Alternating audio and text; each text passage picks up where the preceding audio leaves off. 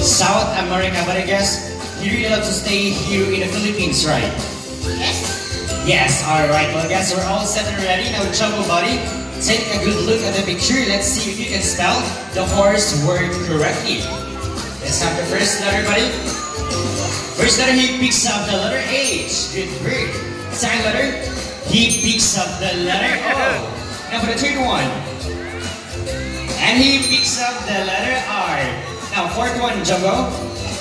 And he picks up the letter S. Now for the last letter, buddy. You can do it, Jumbo. And he picks up the letter E. So horse word spells as H-O-R-S-E. So everyone, is it correct? Alright, so this kind of behavior showcases intelligence, curiosity, social nature, and how quickly they can learn. In fact, macaws are often compared to a 4-year-old children because of how they think and act. And well, I guess, the spelling test was a very easy test for Jumbo, so let's make it more challenging.